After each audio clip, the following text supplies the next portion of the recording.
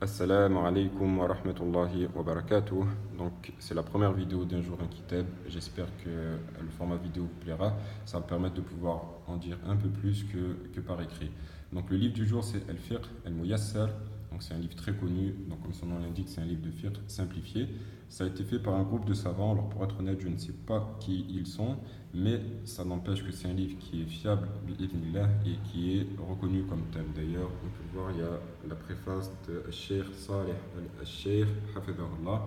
Et sur le même principe, il y avait Al-Tafsir al-Muyassar qui avait été fait également. Donc, dans la science du tafsir, ça a été ça a été supervisé par Cheikh Abdel Mohsin al-Turki, rahimahullah. Et par la suite, ça a été republié avec la supervision de Cheikh Saleh al-Cheikh, donc le même qui a fait l'intro ici, hafidhahullah. Donc je vous dis tout de suite, ce livre-là, c'est pas le livre qu'il vous faut si vous voulez faire une recherche poussée. C'est-à-dire que si par exemple sur une mas'ala, vous hésitez entre deux avis, vous voulez voir le détail de chaque avis, les arguments, etc., c'est pas du tout le livre qu'il vous faut.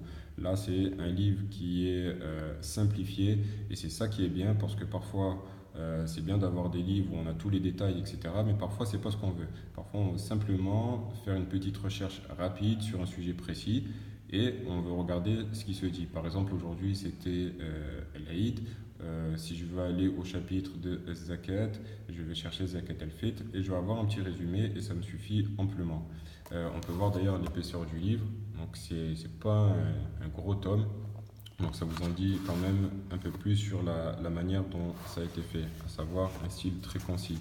Le livre est réparti en plusieurs chapitres, donc c'est les chapitres qui sont connus dans le fiqh, comme la purification, la prière, le hajj, al-siyam, etc.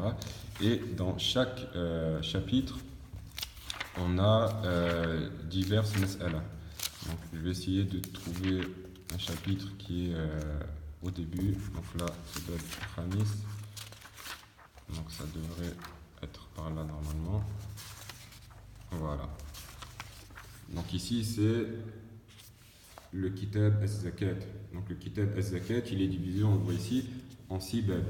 Je vais prendre le premier bab et ensuite, une fois que je suis dans le bab, je vois que j'ai al-Mas'alatul Oula, wa thaniya, al-Thalitha. Donc c'est vraiment très court. On le voit ici, hein, c'est peut-être entre 5 et 10 lignes par mas'ala et ça suffit vraiment amplement, sachant qu'à chaque fois, il y a une preuve qui est citée. Et en bas, on a le takhrij des hadiths. La vidéo est un peu trompeuse, on dirait que le papier est très transparent. Alors c'est pas le papier épais top qualité entre guillemets, mais c'est quand même relativement propre. La vidéo peut être un peu trompeuse. Donc je vous conseille vraiment ce livre dans le sens où ça va vous permettre d'aborder chaque sujet de manière rapide et concise. Là je vous fais un petit aperçu du sommaire. Donc le sommaire c'est très très important, on a parfois tendance à négliger ce petit détail là, mais ça fait gagner énormément de temps.